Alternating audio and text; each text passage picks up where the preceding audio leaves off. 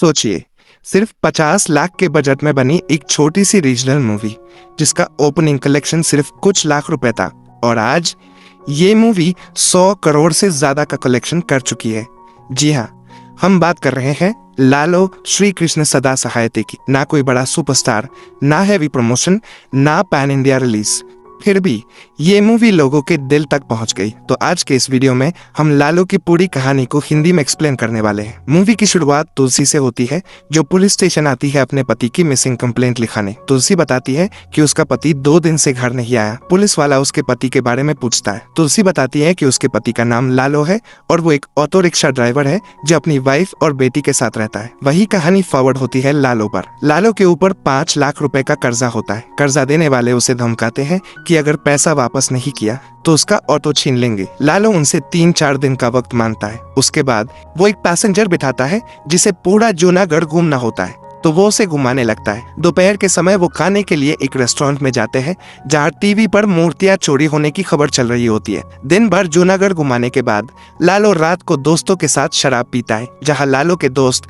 उसकी बीवी के खिलाफ भड़काते हैं और लालो भी उनकी बातों में आकर गुस्से में घर चला जाता है। वही तुलसी भी लालो के रोज शराब पीने से तंग आ चुकी थी। वो लालो से कहती है कि वो रोज शराब पीने पर पैसा बर्बाद कर रहा है, जबकि बेटी की फीस, घर का किराया और कर्जा बाकी है। इस बात पर दोनों में झगड़ा हो जाता है। गुस्से में लालो तुलसी को मारने लगता है और तुलसी को बचाने मौसी आती है तो लालो उन पर भी हाथ उठा देता है और गुस्से में ऑटो लेकर घर से निकल जाता है। रास्ते में उसे एक आदमी मिलता है जो थोड़ी दूर तक छोड़ने को कहता है। वो आदमी फोन पर पैसों की बात कर रहा होता है, जिससे लालो समझ जाता है कि उसके बैग में बहुत पैसा है। लालो उस आदमी को उतरकर उसकी गाड़ी का पीछा करने लगता है। वो आदमी शहर से दूर एक फार्म हाउस में जाता है और लालो भी चुपके से उसके पीछे चला जाता है। वो देख लेता है कि बैग कहाँ रखा गया है। उसी बीच छत से पानी टपकता है और लालो फिसल कर बेहोश हो जाता है। अगली सुबह लालो होश में आता है तो फार्म हाउस खाली होता है। वो बैग चेक करता है तो उसमें बहुत सारा पैसा होता है। लालो खुश हो जाता है और बाहर निकलने की कोशिश करता है। जैसे ही वो गेट खोलता है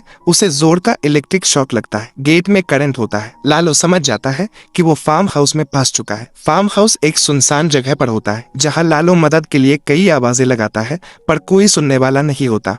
उधर तुलसी लालो के दोस्तों से पूछती है, लेकिन किसी को कुछ पता नहीं होता। तुलसी पुलिस स्टेशन जाकर मिसिंग कंप्लेंट लिखाती है। कंप्लेंट लिखाने के बाद भी पुलिस कोई खास एक्शन नहीं लेती, क्योंकि पुलिस को पता लग गया था कि लालो एक शराबी है और शायद शराब पीकर वो कहीं पड़ा होगा। इस वजह से पुलिस कहती है कि वो शराबियों को ढूंढे या मूर्ति चोरों को। वही लालो घर की ओर छानबीन करता है तो उसे वही मूर्तियां देखने को मिलती है जिसकी चोरी होने की बात पुलिस कर रही थी। लालो भगवान की मूर्तियों से विनती करता है कि उसे इस घर से बाहर निकाले। वही वो मूर्तियों के पास रखे मैग्नीफाइंग ग्लास को अपने पास रख लेता है और उस ग्लास की मदद से वो आग लगाने में कामयाब रहता है। लालो ने आग जलाकर भी मदद का इशारा किया, मगर इसमें भी वो नाकामयाब रहता है। लालो भूख और प्यास से धीरे धीरे पागल होने लगता है। दूसरी तरफ कर्जदार तुलसी को घर खाली करने के लिए धमकाता है और उसके साथ बदतमीजी करते हैं, पर मौसी बीच में आकर तुलसी को बचाती है। तुलसी अपने माँ बाप और लालो के माँ बाप को कॉल करके मदद मांगती है, लेकिन दोनों तरफ से मना कर दिया जाता है। उनके माँ बाप दोनों से ही रिश्ते तोड़ चुके थे। जहाँ मूवी फ्लैशबैक में जाती है, लालो और तुलसी एक दूसरे से प्यार करते हैं, लेकिन घर वाले उनकी शादी के लिए राजी नहीं होते। वही तुलसी प्रेग्नेंट होती है, इसलिए दोनों भागकर शादी कर लेते हैं और मौसी के साथ जूनागढ़ रहने लगते हैं। लालो को एक बेटी होती है जिसका नेम वो खुशी रखते हैं। लालो रिक्शा चलाने लगता है, जहाँ एक दिन खुशी का एक्सीडेंट हो जाता है और उसके इलाज के लिए 5 लाख रुपयों की जरूरत होती है। इस वजह से वो कुछ लोगों से उधार पैसे ले लेता है। वही वो लोग लालो को बहलाकर शराब पिला देते हैं। दूसरी तरफ खुशी ठीक तो हो जाती है, मगर लालो अब उधारी की टेंशन में शराबी हो चुका था। वो डेली शराब पीने लगा था और इस वजह से तुलसी और लालो के बीच में अक्सर लड़ाई होने लगती है। वही प्रेजेंट में तुलसी इन सभी सिचुएशन से परेशान हो जाती है। इस वजह से वो मरने का फैसला करती है। वो दूध में जहर की गोली मिलाकर एक गिलास अपने लिए और एक गिलास खुशी को देती है, मगर अनजाने में खुशी दूध को मना कर देती है और वही अब तुलसी का भी मन बदल जाता है। दूसरी तरफ लालो बिना खाए पिए फार्म हाउस में फंसा होता है और प्यास की वजह से बेहोश हो जाता है, मगर भगवान बारिश करवाते हैं और लालो जैसे तैसे करके अपनी प्यास बुझाता है। अगले दिन लालो वही पैसेंजर से मिलता है जिसे उसने पूरा जूनागढ़ घुमाया था। लालो उन्हें देखकर काफी खुश हो जाता है, जहाँ वो पैसेंजर लालो से पूछता है कि वो वहाँ कैसे पहुँचा, जहाँ लालो उसे बताता है कि वो एक सवारी छोड़ने आया था और यहाँ फंस गया, मगर वो उससे सच बोलने को कहते हैं। तब लालो सच बता देता है कि वो चोरी करने आया था, लेकिन उसने कुछ चुराया नहीं। और इतना सुनते ही वो पैसेंजर वहां से चला जाता है। रात को लालू सपने में देखता है कि कृष्ण भगवान उसे खाना खिला रहे हैं। अगले दिन वो पैसेंजर लालू से पूछता है कि खाना खाया, जहां लालू उनसे पूछता है कि तुम्हें सपने के बारे में कैसे पता चला, जहां वो पैसेंजर बताता है कि मैंने ही खाना खिलाया और बताते हैं कि वही कृष्ण भगवान है। मगर लालू इस बात को मजाक समझने लगता है और कहता है कि अगर आप भगवान हो तो मुझे यहाँ से निकालो। कृष्ण भगवान कहते हैं कि अगर बाहर जाकर फिर से गलत काम करोगे तो तुम्हें निकालने का कोई मतलब नहीं। इतना कहकर भगवान वहां से चले जाते हैं। उधर तुलसी अब हालातों से लड़ने का फैसला करती है और वो नौकरी ढूंढने लगती है, जहां वो एक बाइक शोरूम में नौकरी की तलाश में पहुंच जाती है, लेकिन मैनेजर मना कर देता है। वही तुलसी शोरूम में एक कस्टमर को बाइक खरीदने के लिए कन्विंस कर लेती है और इसे देखकर मैनेजर तुलसी को जॉब ऑफर कर देता है। वो कस्टमर और कोई नहीं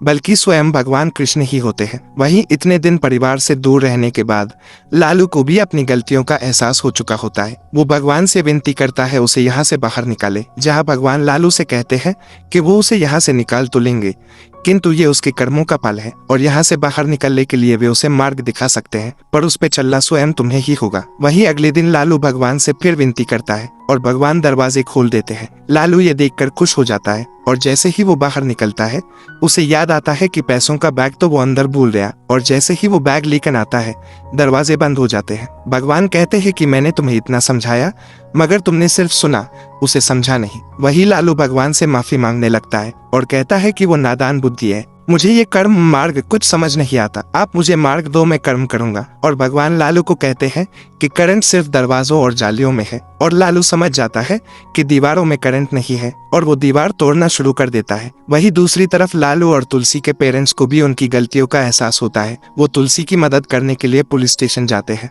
और लालू को ढूंढने के लिए पुलिस ऑफिसर पर दबाव बनाते हैं। वही लालू के साथ भगवान स्वयं दीवार तोड़ने में उसकी मदद करते हैं। वही मूर्ति चोर टीवी में न्यूज देखता है कि पुलिस को इन्फॉर्मेशन मिली है कि मूर्तियां शहर के पास किसी फार्म हाउस में रखी गई है और वो चोर को जल्द ही पकड़ लेंगे। ये देखते ही चोर मूर्तियों की जगह बदलने का फैसला लेता है, जहां पुलिस को एक वेकेंट ऑटो रिक्शा मिलती है और वो समझ जाते हैं कि ये लालू की ही रिक्शा है। दूसरी तरफ लगातार दिन रात दीवार तोड़ने के बाद लालू फाइनली बाहर निकल पाता है। यहाँ चोर मूर्तियों के लिए और पुलिस लालू को ढूंढते हुए फार्म हाउस पर आ पहुंचती है और वो मूर्ति चोर को पकड़ लेते हैं। यहाँ लालू अपने परिवार से मिल पाता है, उसकी आंखों में आंसू होते हैं। लालू अपनी फैमिली के साथ नई जिंदगी शुरू करता है। कुछ महीने बाद कृष्ण भगवान दोबारा आते हैं और बताते हैं कि वो हमेशा हर इंसान के मन में ही होते हैं, बस जरूरत है तो उसके एहसास की। दोस्तों, यहाँ फिल्म खत्म हो जाती है। दोस्तों कहते हैं कि बदलने की कोशिश खुद को करो, दुनिया अपने आप बदल जाएगी। जब हम अपनी सोच, गुस्से और एक्सपेक्टेशंस को कंट्रोल कर लेते हैं,